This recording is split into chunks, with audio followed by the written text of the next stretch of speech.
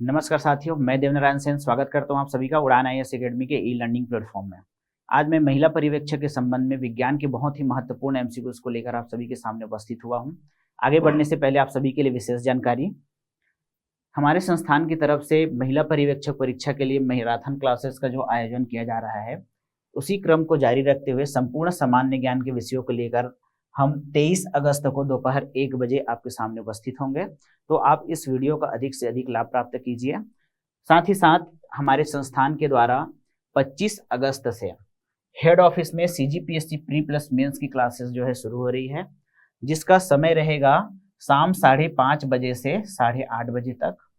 वहीं city plaza वाले branch में सीजीपीएससी प्री प्लस व्यापम की क्लासेस शुरू हो रही है, जिसका समय रहेगा सुबह 11 बजे से 2 बजे तक।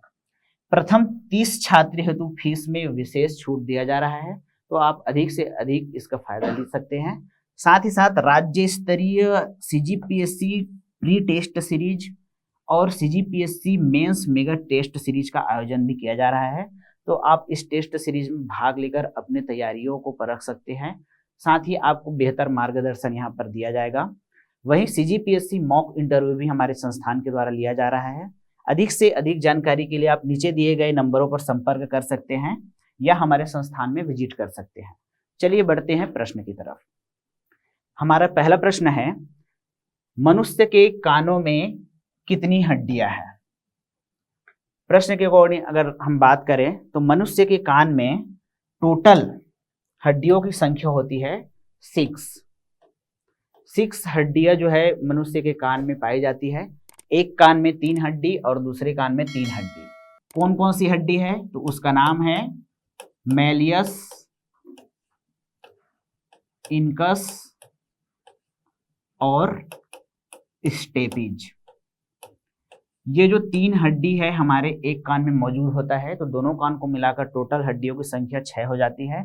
यहाँ पर एक और चीज ध्यान देने योग्य है, स्टेपिज जो होता है हमारे कान का सबसे छोटा हड्डी होता है, वहीं मैलियस जो होता है हमारे शरीर का सबसे कमजोर हड्डी होता है। प्रश्न के अकॉर्डिंग अगर देखा जाए तो हमारा सही आंसर क्या हो जाएगा? Option A 6 bone is correct. बढ़ते हैं अगले प्रश्न की तरफ। हमारा अगला प्रश्न है, मानव शरीर में पीयूष ग्रंथि कहाँ स्थित है? पीयूष ग्रंथि जिसको हम लोग बोलते हैं पिट्यूटरी ग्लैंड।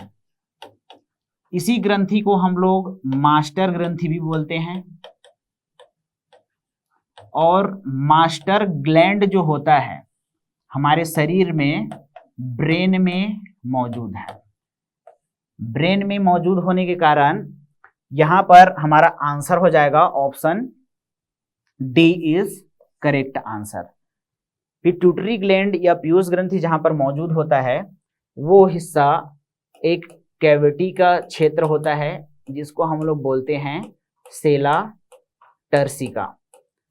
सेला टर्सिका नामक कैविटी में पिट्यूटरी ग्लैंड लटका हुआ रहता है, जिसका अगर हम बात करें वेट के बारे में तो इसका जो वेट होता है 0.6 ग्राम के आसपास होता है। इसे हम मास्टर ग्रंथि इसलिए कहते हैं क्योंकि ये हमारे शरीर के अन्य अंतःस्रावी ग्रंथियों के कार्यों पर नियंत्रण का कार्य करता है। तो प्रश्न के अकॉर्डिंग हमारा सही आंसर हो जाएगा option D, brain is correct answer. चलिए अगले प्रश्न की तरफ बढ़ते हैं। हमारा अगला प्रश्न है, मानव शरीर के सबसे कठोर भाग का क्या नाम है? मानव शरीर के सबसे कठोर भाग का क्या नाम है, क्वेश्चन पूछा जा रहा है। तो हमें इसका सही आंसर बताना है इनामेल। ऑप्शन बी जो है इसका सही आंसर हो जाएगा। यहां पर आपको 2 बातें ध्यान में रखनी है। अगर हमारे शरीर के सबसे कठोर भाग का नाम पूछा जाएगा तब आप बोलोगे दांत का इनामेल, या ऑप्शन में दांत भी दिया है तब भी वो हमारा प्रश्न जो है सही हो जाएगा। अगर आपको पूछा जाता है हमारे शरीर के सबसे कठोर या मजबूत हड्डी कौन सा है, तब आप बोलोगे जबड़े की हड्डी। और जबड़े की हड्डी को हम लोग बोलते हैं मैंडिबल। अगर वो हड्डी के बारे में पूछा जा रहा है सबसे मजबूत हड्डी कौन सा है, तब आप बोलोगे मैंडिबल, जो जबड़े की हड्डी है। अगर वो पूछ रहा है सबसे कठोर भाग कौन सा है, तो आप बोलोगे दांत का इनामेल। अगर हम फीमर के बारे में बात करें तो फीमर जो हमारे जांघ की हड्डी होती है वो second largest and strongest bone होता है हमारे बॉडी में, सेकंड नंबर पे आता है। प्रश्न के अकॉर्डिंग हमारा आंसर हो जाएगा option B, enamel is correct. बढ़ते हैं अगले प्रश्न की तरफ। हमारा अगला प्रश्न है, मनुष्य के शरीर में कितने प्रकार के दांत हैं? तो मनुष्य के शरीर में दांतों का जो प्रकार है वो है 4। ऑप्शन सी जो है हमारा करेक्ट आंसर हो जाएगा। वहीं अगर देखा जाए दांतों के प्रकार में कौन कौन से दांत है जो पाए जाते हैं, तो पहला जो होता है उसको हम लोग बोलते हैं कृंतक। दूसरा जो दांत होता है उसको हम लोग बोलते हैं रदनक। तीसरा जो दांत का प्रकार है उसको बोलते हैं हम लोग अग्र चवर्णक। और चौथा जो दांत का प्रकार है उसको बोलते हैं हम लोग चवर्णक। इस प्रकार से कृंतक, रदनक, अग्रचवर्णक और चवर्णक 4 प्रकार के दांत हमारे माउथ में पाए जाते हैं। प्रश्न के according option C is correct answer. बढ़ते हैं अगले प्रश्न की तरफ। हमारा अगला प्रश्न है, आंखों का रंग कौन से वर्णक या भाग पर निर्भर करता है? आंखों के रंग के बारे में पूछा गया है। प्रश्न के अकॉर्डिंग हमारा सही आंसर हो जाएगा ऑप्शन बी, परितारिका। परितारिका को कहा जाता है आइरिस। आइरिस जो होता है हमारे आंखों के रंग के लिए जिम्मेदार होता है। अगर हम आंखों के स्ट्रक्चर के बारे में बात करें तो बीच में मध्य में जो पार्ट स्थित रहता है इसको हम लोग बोलते हैं प्यूपिल या पुतली, और उसके चारों तरफ हमें जो कॉर्निया के साथ अंग मिलता है उसको हम लोग बोलते हैं आइरिस या परितारिका। ये जो पार्ट होता है ये कोराइड का भाग होता है जहां पर हमें कलर के पिगमेंट मिलते हैं। प्रश्न के अकॉर्डिंग हमारा आंसर हो जाएगा ऑप्शन बी, परितारिका इज करेक्ट आंसर। बढ़ते हैं अगले प्रश्न की तरफ। हमारा अगला प्रश्न है, अस्थायी दांतों की संख्या मानव शरीर में कितनी होती है? अस्थायी पूछा गया है, परमानेंट दांतों के बारे में बात नहीं हो रही है। हमारे माउथ में परमानेंट दांतों की संख्या होती है 32, लेकिन अस्थायी दांतों की संख्या कितनी होती है? तो अस्थायी दांतों की संख्या 20 होती है, जिसको हम लोग दूध के दांत बोलते हैं। नेक्स्ट प्रश्न, मूत्र का पीला रंग कौन से वर्णक के कारण होता है? कौन से पिगमेंट के कारण मूत्र का पीला रंग होता है? तो ऑप्शन देखिए, ऑप्शन ए में melanin, option B urochrome, option C carotene, option D हल्दी। तो यहाँ पर मूत्र का जो पीला रंग होता है उसके लिए जिम्मेदार होता है यूरोक्रोम। ऑप्शन बी जो है हमारा करेक्ट आंसर है।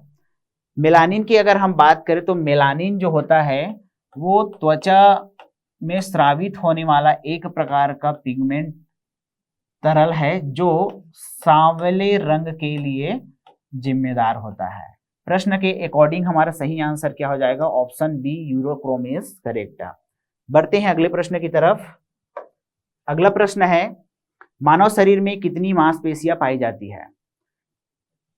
प्रश्न के अकॉर्डिंग हमारा सही आंसर हो जाएगा ऑप्शन सी, 639 मांसपेशियां जो है मानव शरीर में पाई जाती है। चलिए अगले प्रश्न की तरफ बढ़ते हैं। हमारा अगला प्रश्न है, मानव शरीर में कितनी पसलियां उपस्थित है? पसलियां को हम लोग बोलते हैं रिब्स। पसलियों की अगर हम बात करें तो हमारे चेस्ट वाले पार्ट में जो रिब केज बना है, पसलियों का जो जाल बना हुआ है, वहां पर टोटल 12 पेयर में जो है पसलियां मौजूद है। अगर हम देखें पसलियों को तो यहां पर मैं इसका डायग्राम बनाता हूं।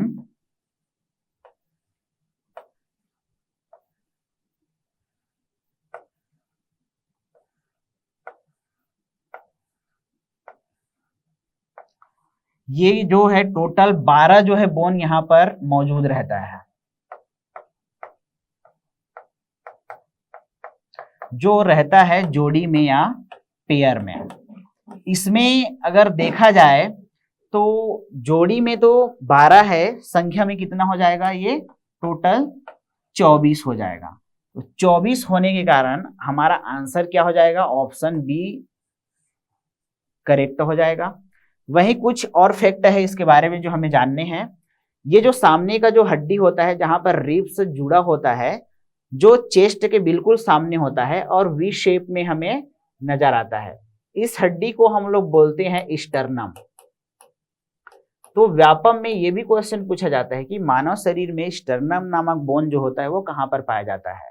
तो आप बोलोगे कि मानव शरीर में स्टर्नम नामक बोन जो है हमारे चेस्ट वाले पार्ट में पाया जाता है।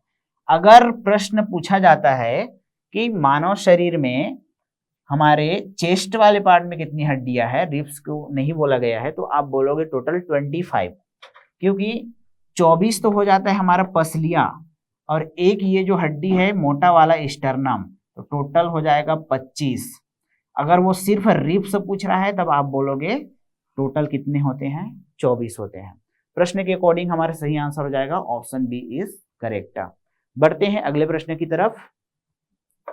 अगला प्रश्न है, पुरुष लिंग हार्मोन का क्या नाम है।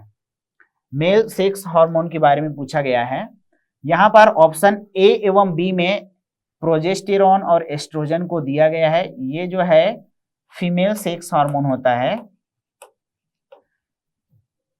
टेस्टोस्टेरोन की अगर हम बात करें तो ये है एक मेल या पुरुष लिंग हार्मोन।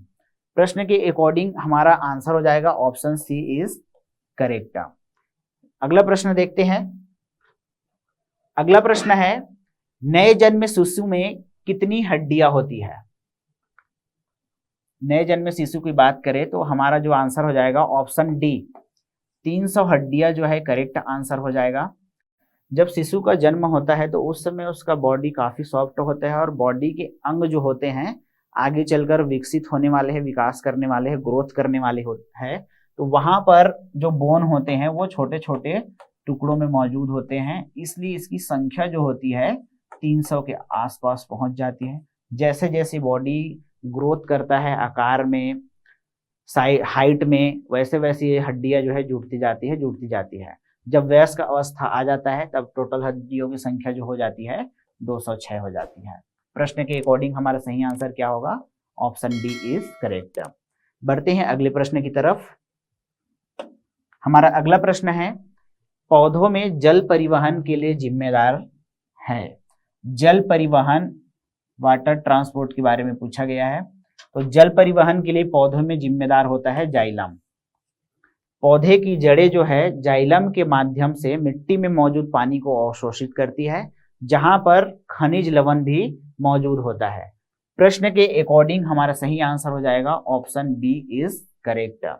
अगला प्रश्न देखते हैं। हमारा अगला प्रश्न है, लोहे पर जिंक की परत चढ़ाया जाना कहलाता है। लोहे पर जिंक की परत चढ़ाया जाना क्या कहलाता है। प्रश्न के अकॉर्डिंग अगर हम बात करें तो हमारा आंसर जो हो जाएगा ऑप्शन डी, गैल्वेनाइजेशन जो है लोहे के ऊपर जिंक की परत चढ़ाए जाने को कहा जाता है। लोहे के ऊपर जो जंग लगता है उसका रंग भी हमें याद रखना है। लोहे के ऊपर जो जंग का रंग होता है वो लाल भूरा होता है। साथ ही साथ हम बात करें तांबा में जो जंग लगता है उसका रंग कैसा होता है, तो तांबा में जो जंग लगता है उसका रंग होता है हरा। चांदी का जो जंग लगता है उसका रंग होता है काला। तो लोहे को जंग से बचाने के लिए जिंक की परत चढ़ाई जाती है, जिस प्रोसेस को हम बोलते हैं galvanisation. Option D is correct answer. बढ़ते हैं अगले प्रश्न की तरफ। हमारा अगला प्रश्न है, समुद्र की गहराई मापने वाले यंत्र का क्या नाम है। समुद्र में गहराई मापने वाले यंत्र के बारे में पूछा गया है। तो याद रखना, स से समुद्र और स से सोनार। हमारा आंसर हो जाएगा ऑप्शन बी। बहुत ही सरल क्वेश्चन था, option B is correct answer. बढ़ते हैं अगले प्रश्न की तरफ। हमारा अगला प्रश्न है, निम्नलिखित में से किस माध्यम में ध्वनि की गति अधिकतम होगी। अगर हम माध्यम की बात करें, मीडियम की बात करें, तो जो भी मीडियम सबसे अधिक घना होगा या जहां पर अणुओं की संख्या बहुत ही नजदीक नजदीक में होगी, वहां पर ध्वनि की गति अधिकतम होगी। क्योंकि मॉलिक्यूल्स एक के बाद दूसरे तक जो इंफॉर्मेशन ट्रांसफर करेंगे, उसमें अगर गैप रहेगा तो वहां पर अधिकतम स्पीड प्राप्त नहीं किया जा सकता। तो वो जितना डेंस होगा, जितना घना होगा, वहां पर उतना ही स्पीड जो है अधिकतम होते चला जाएगा। प्रश्न के अकॉर्डिंग अगर देखा जाए तो ऑप्शन ए में हवा दिया गया है, ऑप्शन बी में निर्वात दिया गया है, वैक्यूम, ऑप्शन सी में इस्पात, ऑप्शन डी पानी। प्रश्न के अकॉर्डिंग हमारा सही आंसर हो जाएगा ऑप्शन सी, इस्पात इज करेक्ट आंसर। बढ़ते हैं अगले प्रश्न की तरफ। हमारा अगला प्रश्न है, अग्निशामक में कौन सा गैस उपयोग किया जाता है? अग्निशामक मतलब फायर एक्सटिंग्विशर। इसमें कौन सा गैस उपयोग किया जाता है? तो ऑप्शन देखते हैं। Option A oxygen, option B nitrogen, option C carbon dioxide, option D methane. प्रश्न के अकॉर्डिंग हमारा सही आंसर हो जाएगा option C, carbon dioxide is correct answer. क्योंकि कार्बन डाइऑक्साइड के प्रेजेंस में आग जो है नहीं जल सकता है, उसको जलने के लिए ऑक्सीजन की आवश्यकता होती है। तो ऑक्सीजन की आवश्यकता है तो हम कार्बन डाइऑक्साइड देंगे तो आग जो है जलना बंद कर देता है। सबसे अच्छा अगर हम उष्मा के अवशोषक के रूप में बात करें तो वो होता है रेत। रेत जो है सबसे अच्छा उष्मा अवशोषक के रूप में जाना जाता है। चलिए बढ़ते हैं अगले प्रश्न की तरफ। अगला प्रश्न है, पीतल किन दो धातुओं का मिश्र धातु है? यहां पर मिश्र धातु के बारे में प्रश्न पूछा गया है। ऑप्शन देखते हैं। ऑप्शन ए आयरन एवं जिंक, ऑप्शन बी सोना एवं चांदी, ऑप्शन सी कॉपर एवं जिंक, ऑप्शन डी कॉपर एवं सिल्वर। तो हमारा सही आंसर हो जाएगा ऑप्शन सी, कॉपर एवं जिंक। कॉपर मतलब तांबा, जिंक मतलब जस्ता। इन दोनों के मिश्रण से ही पीतल जो है बनता है। प्रश्न के according option C is correct answer. बढ़ते हैं अगले प्रश्न की तरफ।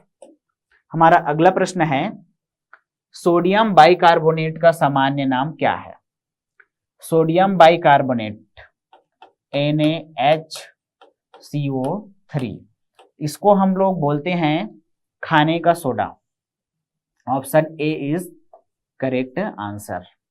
चलिए बढ़ते हैं अगले प्रश्न की तरफ। अगला प्रश्न है, मानव शरीर की सबसे लंबी अस्थि है। प्रश्न बहुत ही सरल है। मानव शरीर की सबसे लंबी अस्थि कौन सी है? तो यहां पर सबसे लंबी अस्थि है option B, femur is correct answer. वहीं अगर हम स्टेपिज के बारे में बात करें तो ये सबसे छोटी अस्थि होती है हमारे शरीर की। चलिए बढ़ते हैं अगले प्रश्न की तरफ। हमारा अगला प्रश्न है, डायनेमो का प्रयोग यांत्रिक ऊर्जा को डैश में बदलने के लिए किया जाता है। डायनेमो का प्रयोग यांत्रिक ऊर्जा को डैश में बदलने के लिए किया जाता है। ऑप्शन देखते हैं। तापीय ऊर्जा, ऑप्शन बी गतिज ऊर्जा, ऑप्शन सी विद्युत ऊर्जा, ऑप्शन डी स्थितिज ऊर्जा। तो डायनेमो जो है विद्युत यांत्रिक ऊर्जा को विद्युत ऊर्जा में बदलता है, इसलिए हमारा ऑप्शन सी जो है क्या हो जाएगा? करेक्ट आंसर हो जाएगा। बढ़ते हैं अगले प्रश्न की तरफ। हमारा अगला प्रश्न है, लार में कौन सा एंजाइम पाया जाता है? यहां एंजाइम के बारे में पूछा गया है। लार में पाए जाने वाले एंजाइम में दो एंजाइम प्रमुखता से शामिल है। एक को बोलते हैं हम लोग लाइसोजाइम और एक को बोलते हैं हम लोग एमाइलेज। एमाइलेज को ही हम लोग टाइलिन के नाम से जानते हैं, जो स्टार्च को शर्करा में बदलने में महत्वपूर्ण भूमिका निभाता है। वहीं अगर हम लाइसोजाइम के बारे में बात करें तो ये भोजन में उपस्थित हानिकारक कीटाणुओं को मारने का कार्य करता है। तो प्रश्न के अकॉर्डिंग अगर देखा जाए तो हमारा सही आंसर क्या हो जाएगा? Option B ptyalin is correct answer. तो ये हमारे आज के वीडियो का लास्ट क्वेश्चन था। वीडियो अच्छा लगा तो लाइक शेयर एवं सब्सक्राइब करना ना भूले। मिलते हैं अगले वीडियो में, तब तक के लिए धन्यवाद।